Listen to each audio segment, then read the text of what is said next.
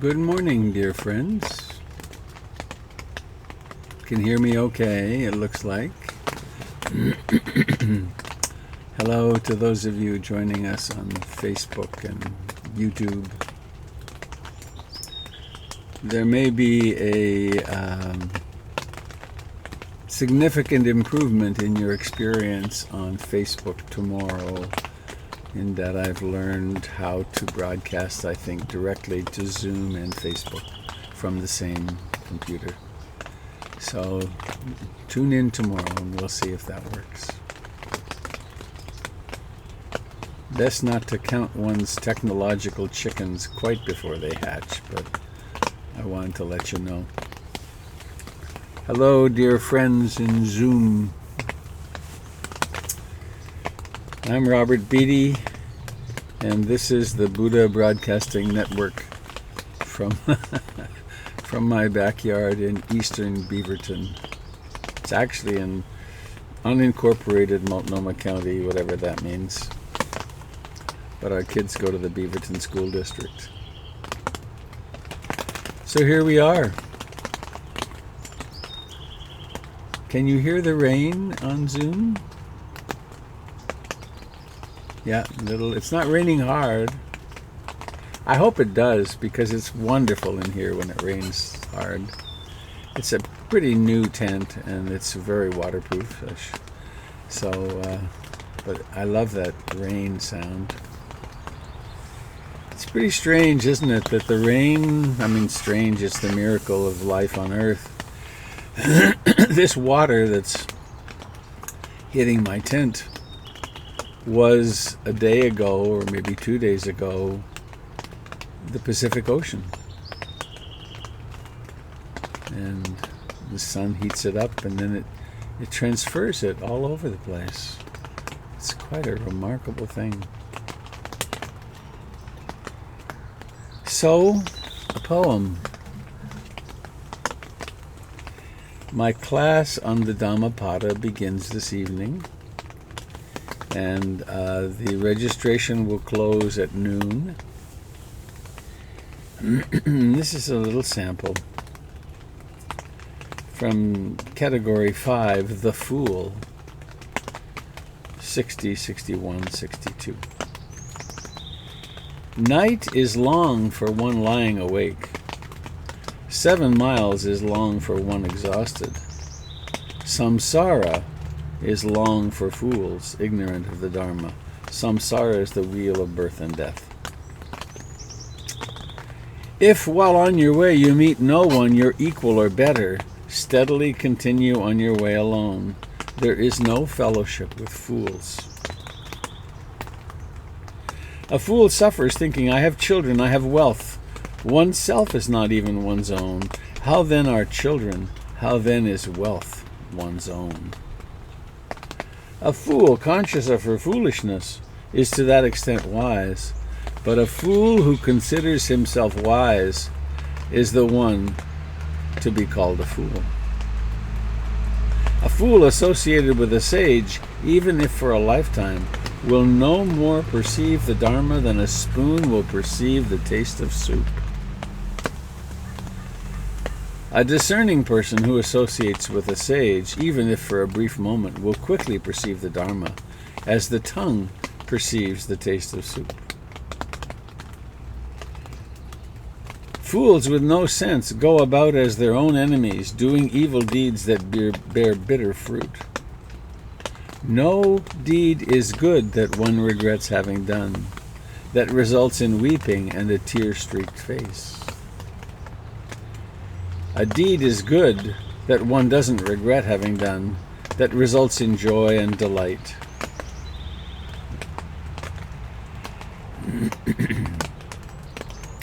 Two more. As long as evil has not borne fruit, the fool thinks it's like honey. But when evil does bear fruit, then the fool suffers. The foolish ascetic who month after month eats food with the tip of a blade of grass is not worth a fraction of a person who has fathomed the Dharma.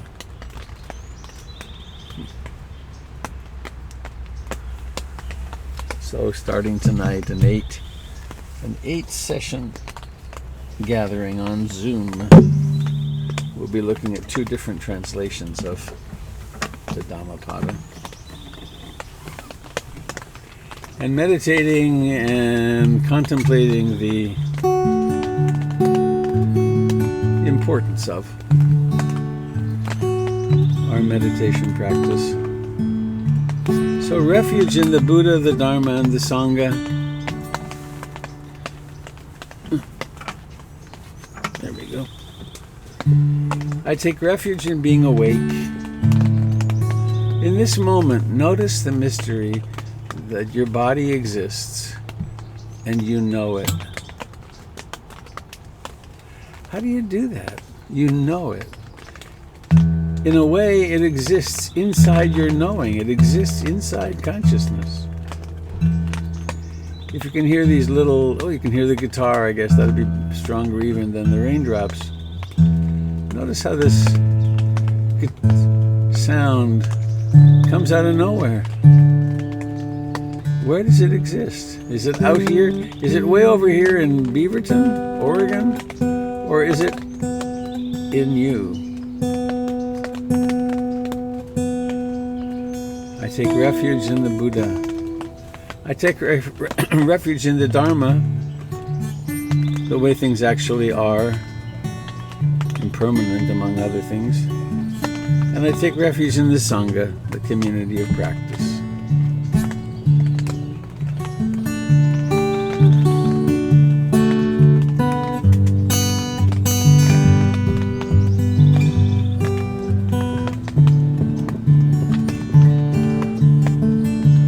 I take refuge in the Buddha, the one who shows me the way in this life.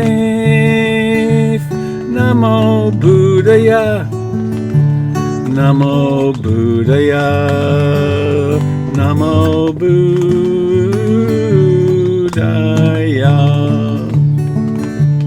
I take refuge in the Dharma, the way of understanding and love. Namo Dharmaya, Namo Dharmaya, Namo Dharmaya.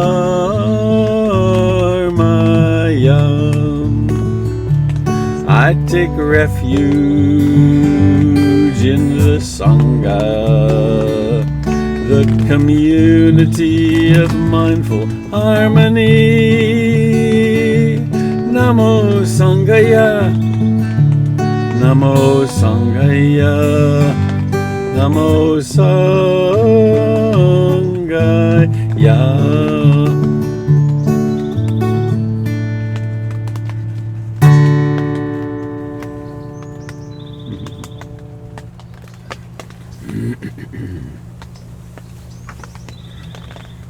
And of course, taking refuge isn't something one does once or once a day. It's actually that which underlies the entire practice of mindfulness. So we go through our day with a commitment of experiencing what's real. What's really real and true.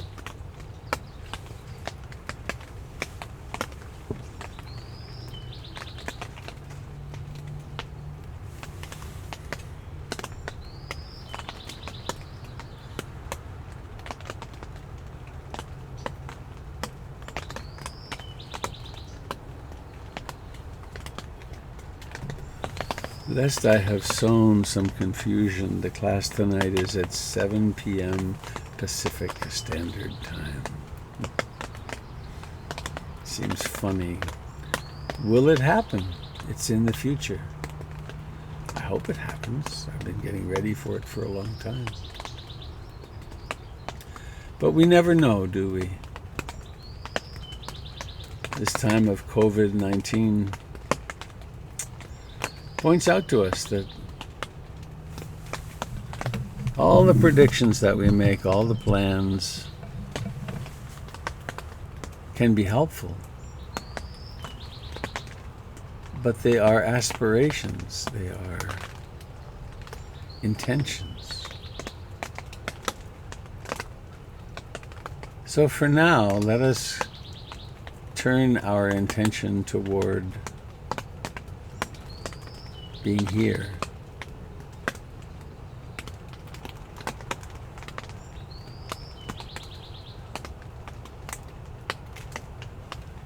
It took a lot of effort in some ways to set an alarm, get up, do all the morning rituals, and be here at 7 a.m.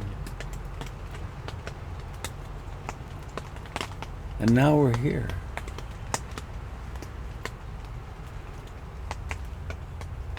We're here, and why not drop into the body? Notice its aliveness.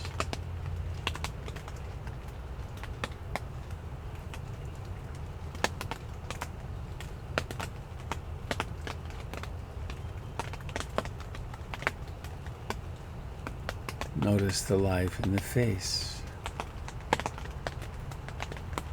in the hands and the arms.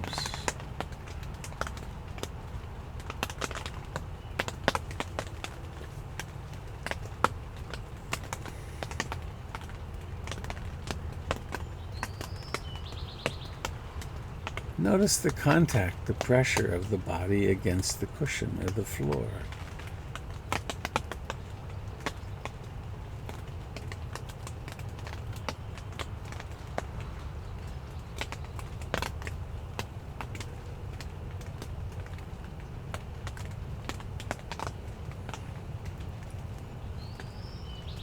And as we enter into this time of intentional awakeness,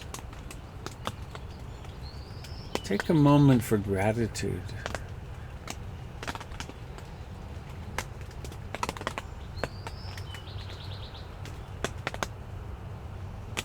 Think of one or two or three things for which you're grateful.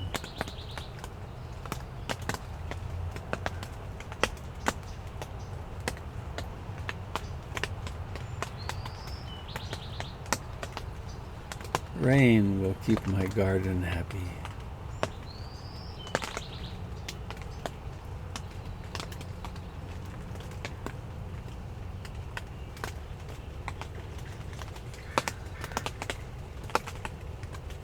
Dinner last night with the family was fun.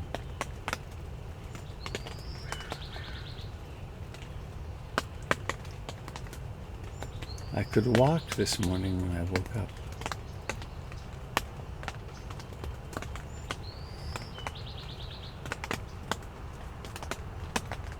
And we have the Dharma. We have a path.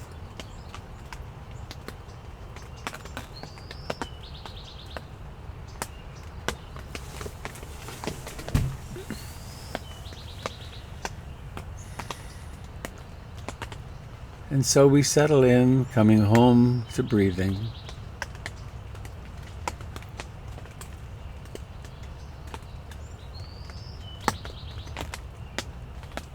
Or this morning, if the pointillist noises from the rain are audible enough to you, we could simply take hearing as our primary object.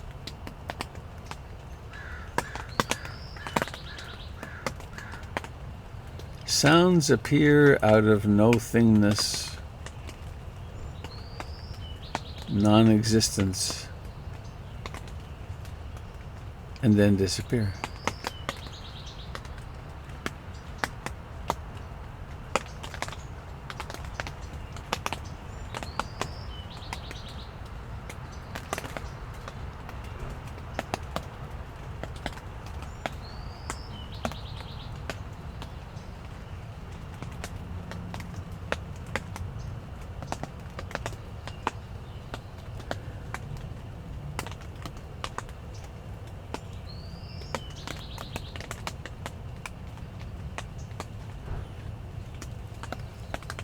Thoughts may well arise.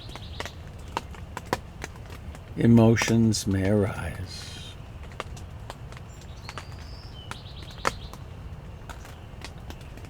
Emotions may be revealed by practicing regularly and for some duration.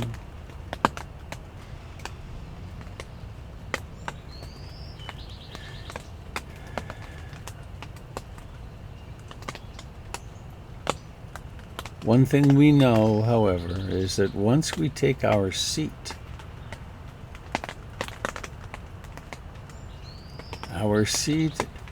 at the center of the universe as we experience it,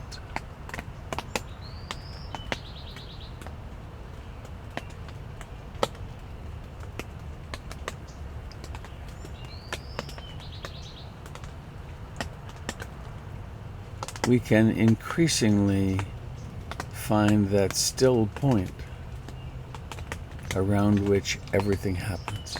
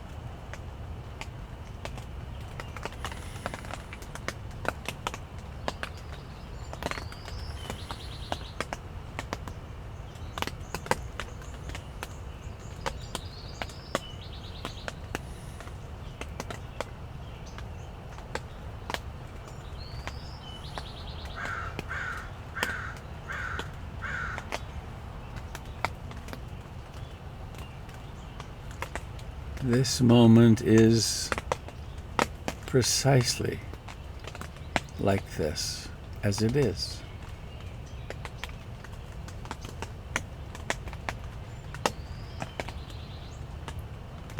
Is this a moment of easy concentration, where the mind rests delicately but solidly on the breath or the sound of the raindrops?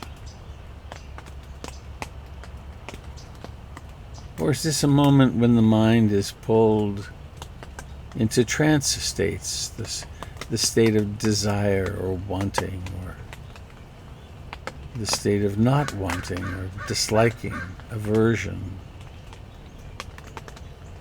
Is it a restless mind that jumps from one object to another? Is it a sloth and torpor colored mind with sleepy dullness and drifting into unconsciousness?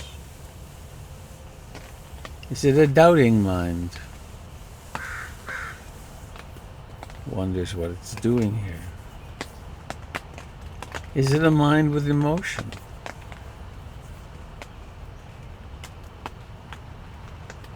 Is it a mind with lots of thoughts? A mind that's going to figure things out?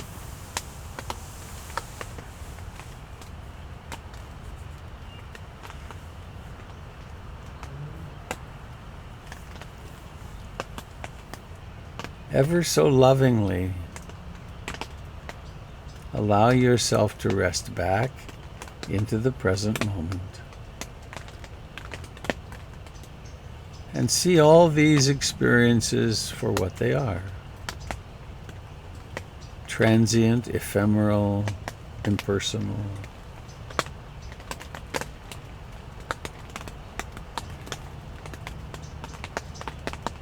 And use the breath to stabilize you.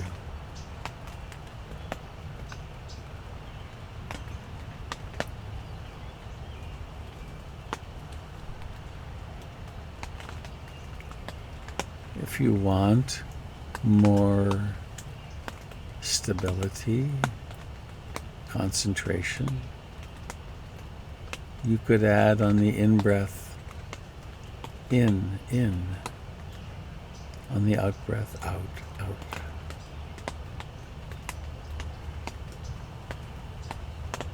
Or on the in-breath, may I be happy.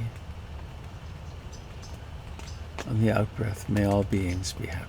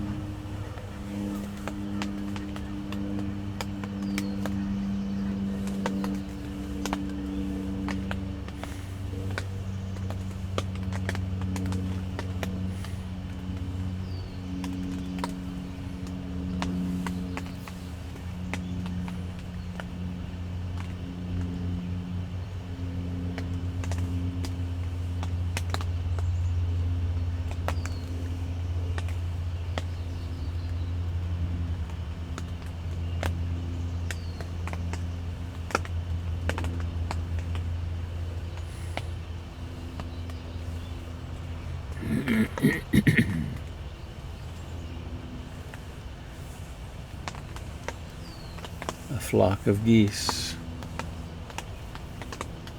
just passed overhead.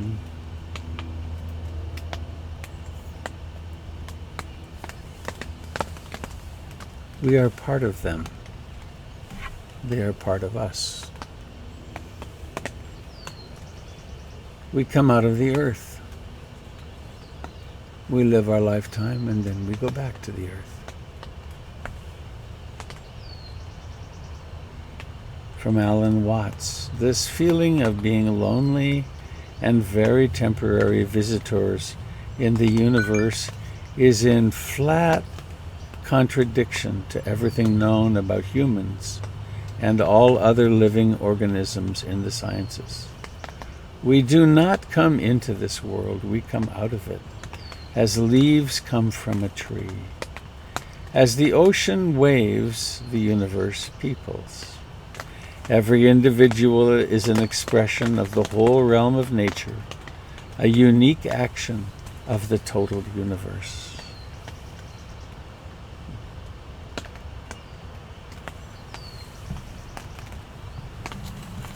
What if it's true that we really belong here?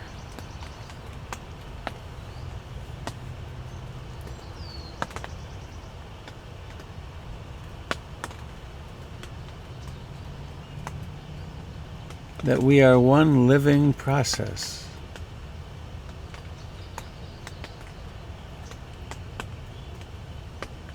Sharing this livingness with, in my case, the Douglas firs around me, with the other persons that are near you, with the geese that pass over and the crows that visit, with our dogs and cats.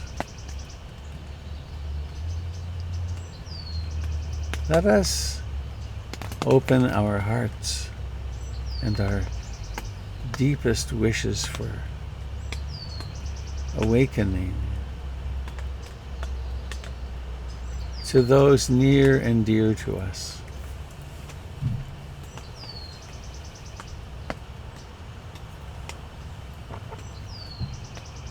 Think about the people who it's easy to love, or the person that's easy to love, or the pet that it's easy to love. Let your heart soften and wish them well.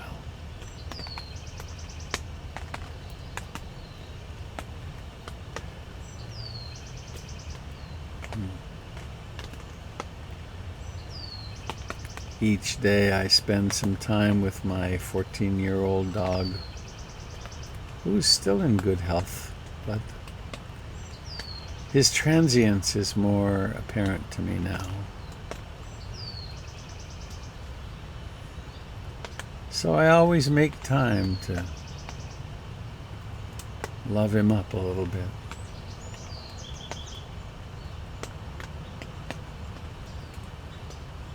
Think of your friends, your relatives. May they be free from all forms of suffering.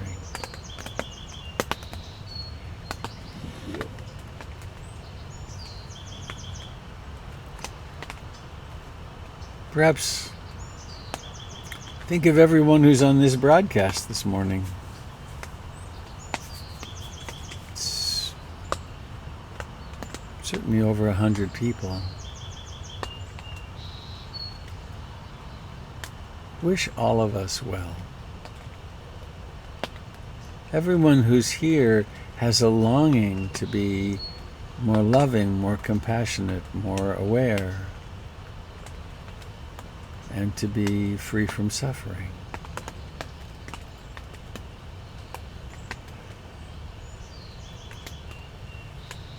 And go further afield now to the people who live around you.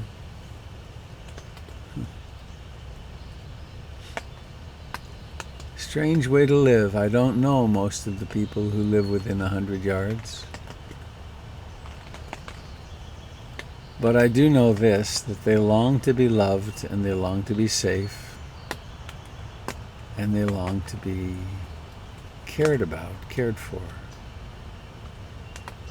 Let us rest back in the arms of love.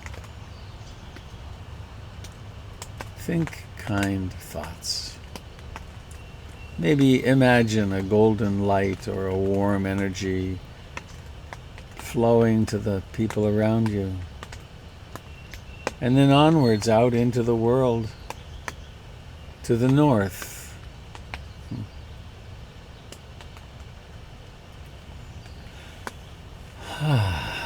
To the north, Vancouver, Seattle, the Yukon, Alaska. To the east, all of North America. Into Europe and Africa, and South Asia, China. To the west, the Philippines, Japan, Vietnam. Everywhere it's the same, isn't it? It's people. People who love their children and people who go through lifetime with lots of uncertainty. To the south, Salem and San Francisco,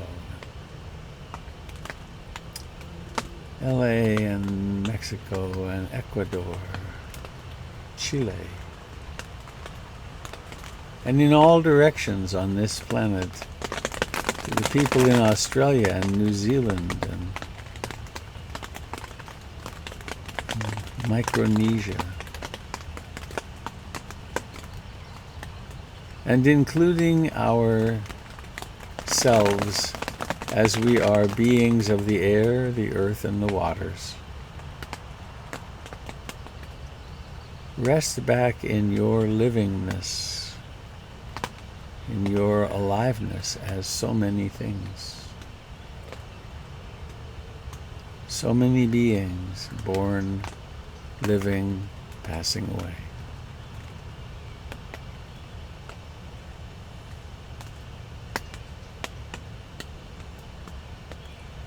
And in this opening to love and compassion, never forget yourself. Some of us have had some very strange malware inserted. We weren't loved adequately as children, and we incorporated the view that there's something wrong with us. There's nothing wrong with you. You're unique, one of a kind ever. Worthy of loving. And please now notice your body sitting here, perhaps with an intention to carry this loving intention all day. Maybe imagine one thing you think you know you're going to do today, and imagine doing it with great love. And now letting your body move if you want, to do a little stretching. When you're ready, open your eyes very consciously.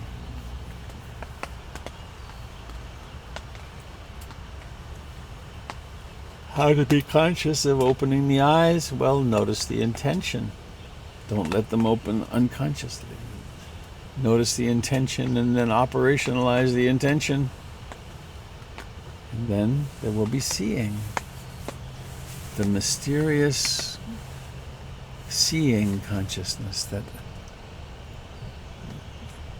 springs into being.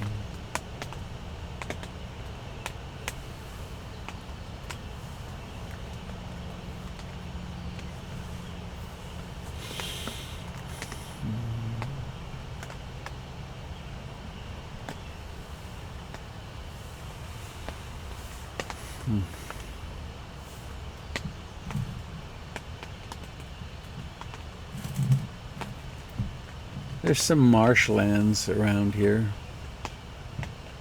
Blessedly they were saved.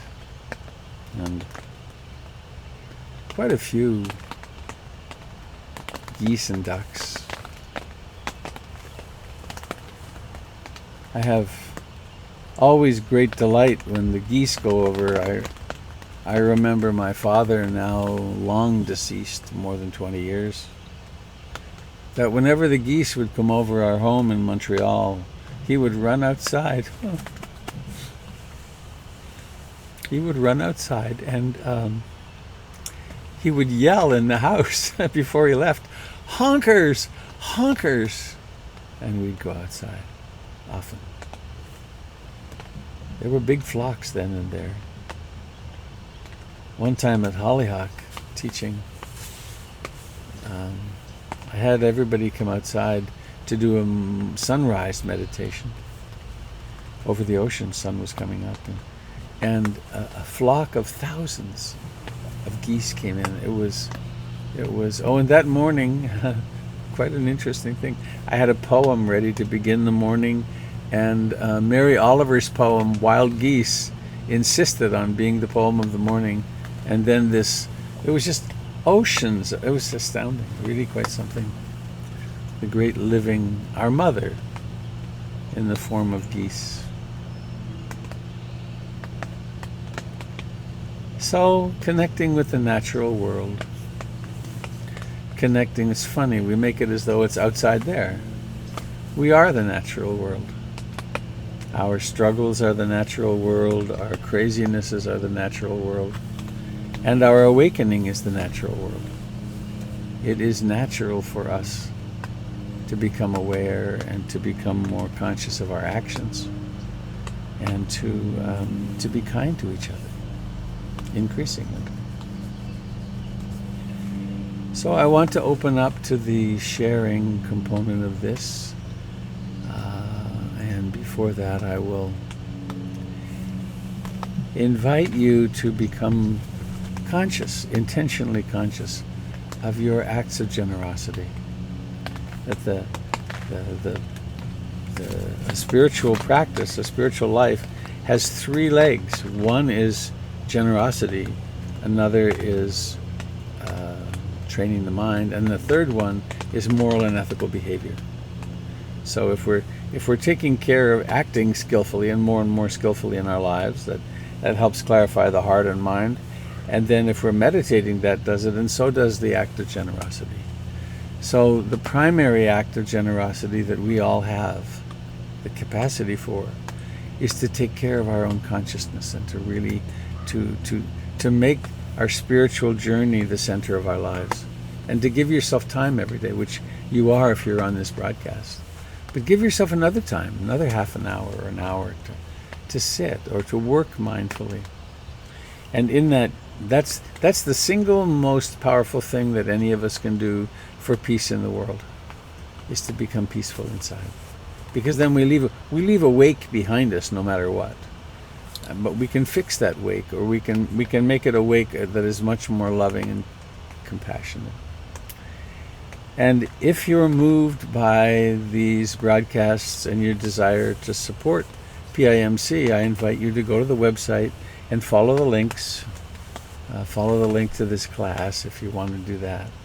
And make a contribution, or make a monthly contribution to your center. It's a really interesting thing. I've come to learn it only through being part of PIMC. I don't own PIMC. Jim Dalton doesn't own PIMC. Nobody owns PIMC, which means we all do. It's a non-profit 501c3 incorporated church. So it is that which we make of it. So there's that invitation. And my class does begin tonight. I invite you to take a look at it online if you'd like. And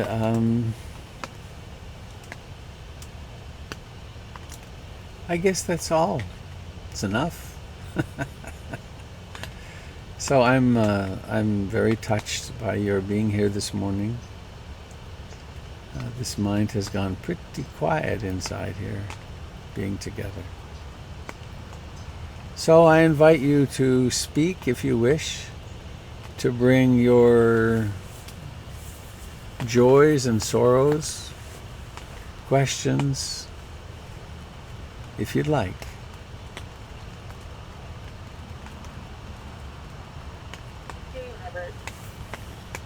Tempest. Hi. Hey. Um, while I was, you had talked about listening to the rain, and I was also hearing the crows. And when the geese flew over, I remember thinking, what is that awesome noise? Because the way it came through the microphone, it didn't actually sound like geese at first. Uh-huh. But then I figured out it was geese because there were so many of them. And I was like, that has to be a flock of geese. And it was reminding me, about a week ago, I came back home to Portland from Florida, where I had been for 5 weeks because I decided to shelter in place in Florida. And I wanted to be somewhere where it was warm. And my friend who I was staying with, she lives on a pond.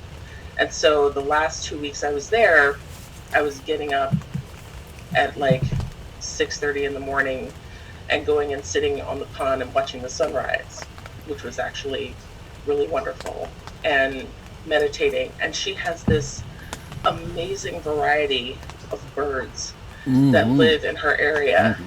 And so I was able to sit there and listen to all this different amazing bird song while I meditated. They had sandhill cranes that sound like dinosaurs as they fly around.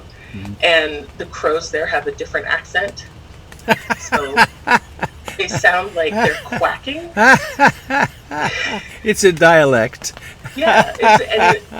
I was like, crows have dialect, but they do. Like, they sound different in different regions. And the ducks sound different. The ducks make a peeping noise. So, like, the crows quack and the ducks make a peeping noise. That's weird. It is Florida, though. You have to give them a little latitude.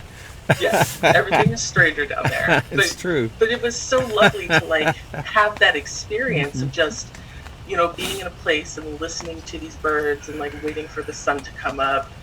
And I was kind of afraid that I wasn't going to have the energy to wake up at 6:30 in the morning every day once I got back home. So I was like, I don't live on a pond. And there are lovely crows here where I live, but, like, none of the other cool bird song. And I was like, I'm just not going to meditate. But then I was like, that's a good reason. Well, but I'm actually really grateful that you're doing this, because now I actually have a reason to get up at 6:30 in the morning still, so I can sit and meditate with you all. So thank you. And you were asking about what we're grateful for. I'm grateful for that. So. Wonderful. Thank you. Did you see the ground owls, perchance? No, but I heard them. There are little tiny owls, and they live in the ground. I've seen them a few times. They're so cute. Yes. I didn't get to see them, but I heard them a lot. Uh-huh. And tree frogs. A lot of tree frogs. Uh-huh. Thank you, Tempest.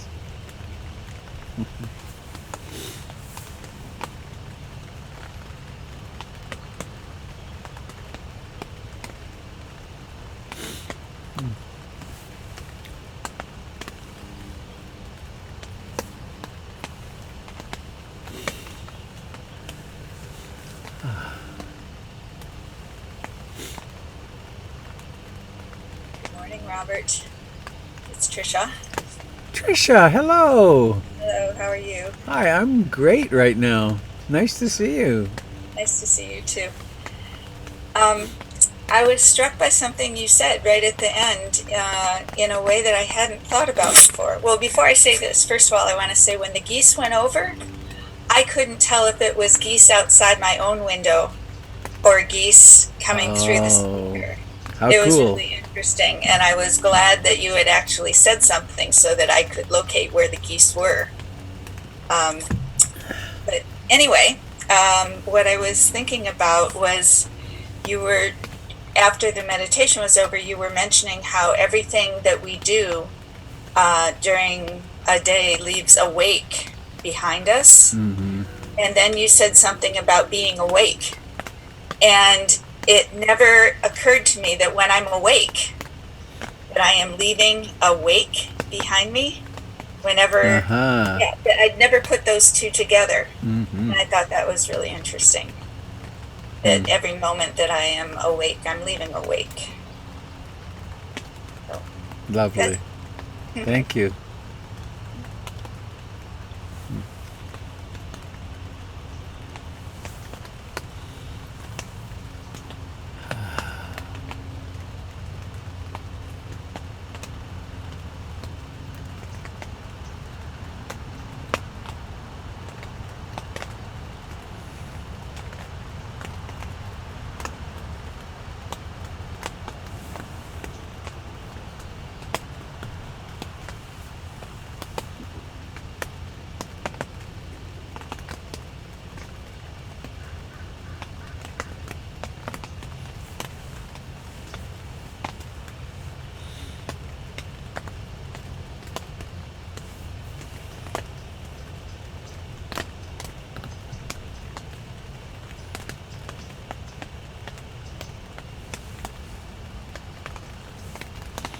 I just peeked at the chat, and I will post the Alan Watts piece on my blog, which is portlandinsight.org/blog. I'll do that right after we finish, and I'll also put it on the listserv. And someone asked about, what if you've been the joker, the bad guy? How do you forgive yourself? How do we forgive ourselves? Well, there are forgiveness practices.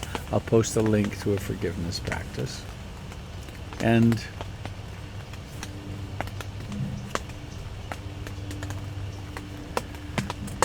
there's something that's of great importance to me in my practice is, and it's not intended to, quote, let one off the hook, but it's to have mercy, which is, human again. Look at that, I was human again. Look at that, what I did caused harm. Ugh, that hurts. I will aspire to not do that again. I'll use that. I'll use there's two protectors in the Buddhist model, two mental factors.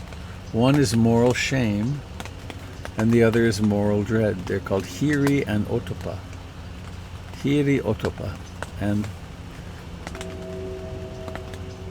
if we're wired normally, which means if in the first, well, if we're genetically wired normally, but also if we haven't been too traumatized in the first year or two of our lives, if our attachment needs have been taken care of, if we've been properly mirrored, there's a part in the brain in the prefrontal cortex which has to do with compassion and empathy, and that can be damaged by not enough love or trauma. And if we are a normally functioning person, then when we do something that harms ourselves or somebody else, we will have a feeling about it, and that feeling is shame. And shame is a very useful affect because it protects us socially. It protects the culture, protects the community. And so when that little shame or big shame comes up, if we're willing to experience it, and it's like, whoa, it feels really bad that I did that.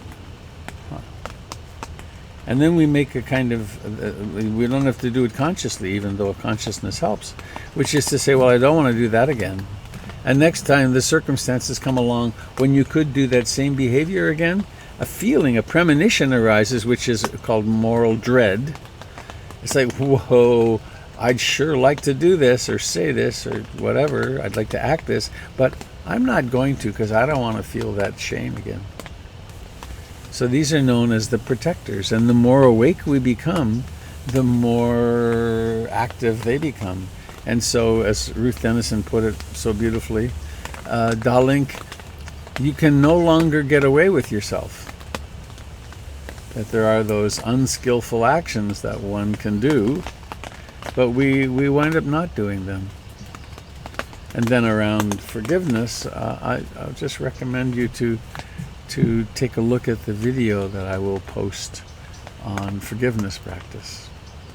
So thank you for that observation on the chat.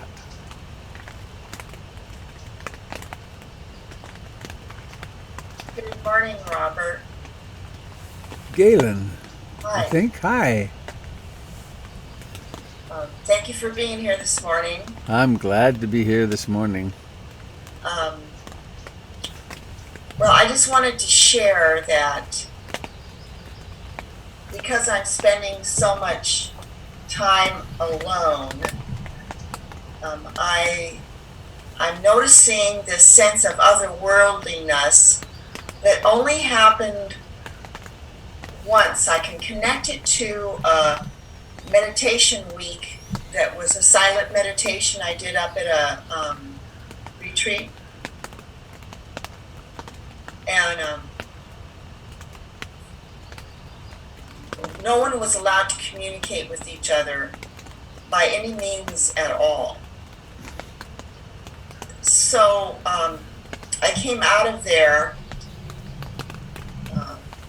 feeling this sort of separateness, like,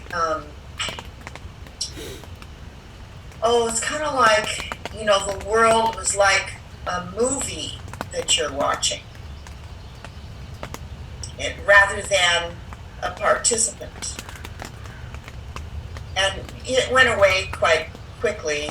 But now after this, more than a month of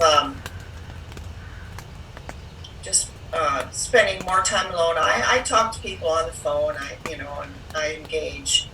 But I've noticed this sort of sense, and I couldn't quite figure out what it was until I sort of connected that. Mm.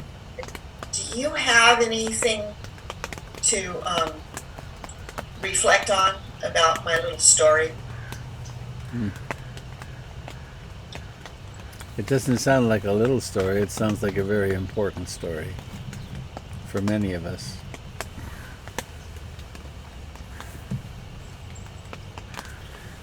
I don't have a lot of Christian teachings, but there's a few that stick. And one is from Jesus, which is being in the world but not of it. And there's a paradox that we live, which is that we are human beings. We are mammals. And we have all the conditionings of mammals, both genetically and through culture. And we're embedded in our experiences, and we identify with thoughts and feelings, and it's like we're in the soup. And then we start meditating, and some awkwardnesses come in. We start paying attention to walking, or we pay attention to breathing, or I just had a memory. I once did 2 months of meditation, and then and very early in my practice, and then I hitchhiked from San Francisco, Santa Cruz actually, to Wyoming. And it was a very strange trip, because I was hitchhiking and I'd be standing there being aware of my breathing, and then car coming, perception, intending to move, raising arm, smiling, disappointed. It was kind of nutty, but I was on a kind of, I was striving very hard to get enlightened. And so perception, it got very weird that I didn't belong and I did belong. And what happens with such things is they come and then we integrate them, and then it becomes more normal, or more, we realize that we're not this, we're not these thoughts, and yet we are. And so that which starts as seemingly extreme paradoxes, it's a paradox that becomes kind of normal, and you realize, oh, here's this happening. Another example jumps to mind. It's happened several times in my life. One was when I walked into the mortuary and saw my father's body dead. A howl came out of me. And it wasn't a great time for the howl, because my two sisters were with me, and they both fled the room. And my wife tapped me and said, "Wrong place, Robert, not here." But what my experience was, in a way, I was unaffected. But this part of me that was, and this thought came up, oh, so this is how a son might respond upon seeing his father's body dead. So there was a part of me that was in complete ease, and my personality was having a little strong emotion. Yes. Now that's pretty weird, but it's also not uncommon. Yes. So Yes. it sounds like you're handling it just great. And so all this moment, hi, this moment is like this. So in a moment when you're feeling the weirdness of, I'm apart, then you just notice that, and then you'll integrate it over time. Well, I am glad you shared that piece about the howling. Mm-hmm. because I've had that experience as well. Mm-hmm. It's like something that is a part of me that has its own voice. Yes. Yes, I so appreciate your And caring.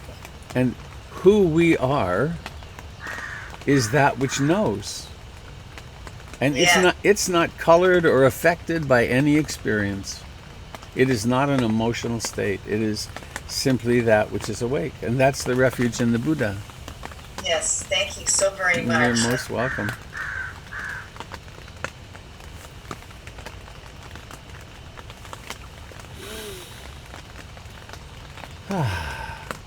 I'm happy this morning. It's so lovely to be with you.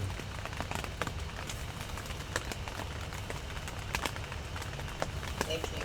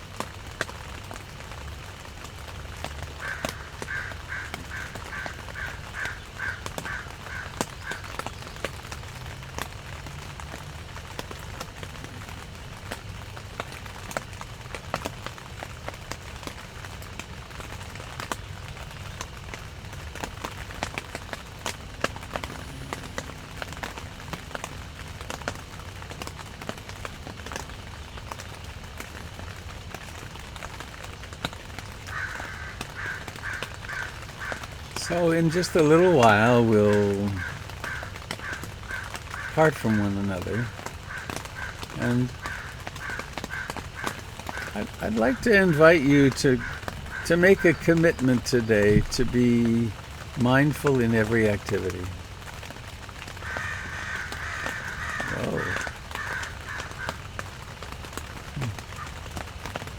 To notice that when you get up from your meditation spot, why not do it a little slowly and consciously, realizing now I'm moving into my next activity.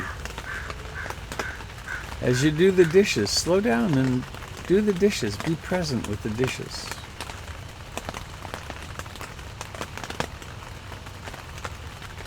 We can spend today mindfully, increasingly mindfully, or we can spend it heedlessly.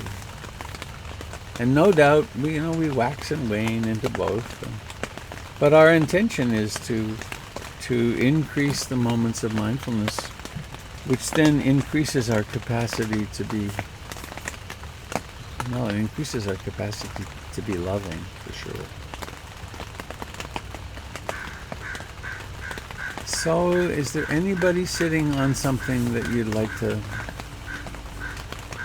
to speak, please, before we go?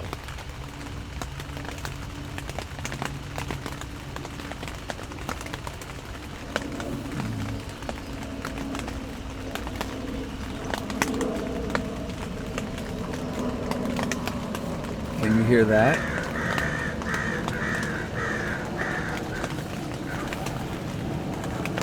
There's a silver aluminum tube of human beings passing overhead. May they all be happy.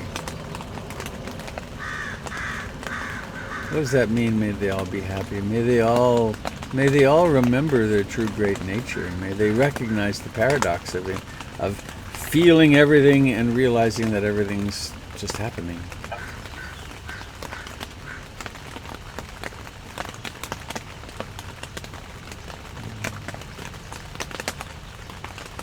May all of our loved ones be safe today. That's what we want, isn't it? Really safe and healthy.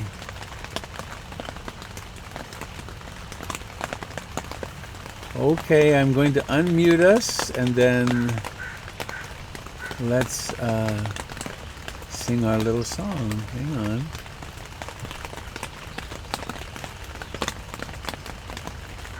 Stephanie, are they nearby?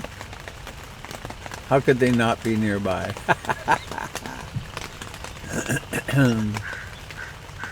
Here we go, unmuting all. Here we go. Yay! May all beings be happy. May all beings be happy. May all beings be happy. Sadhu, sadhu, sadhu.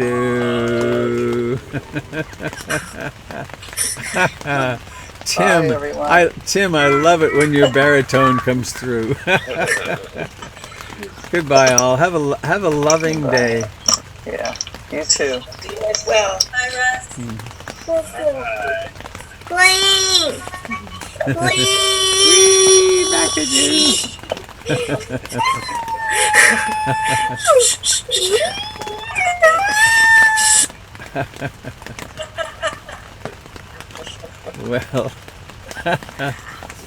Well, that's mirth making, isn't it? All right, I'm going to go post those two things.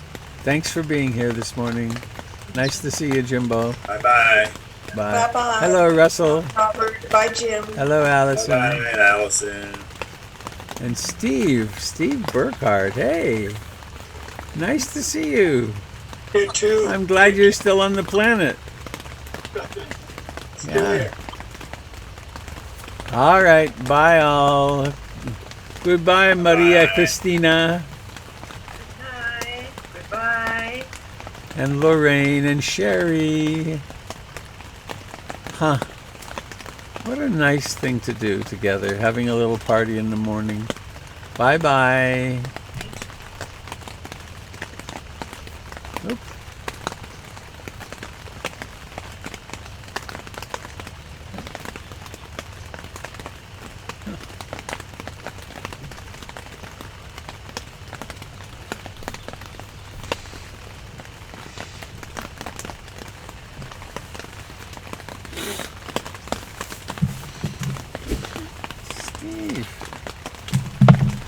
Goodbye, dear friends. May you have a fine day with lots of love and self-care.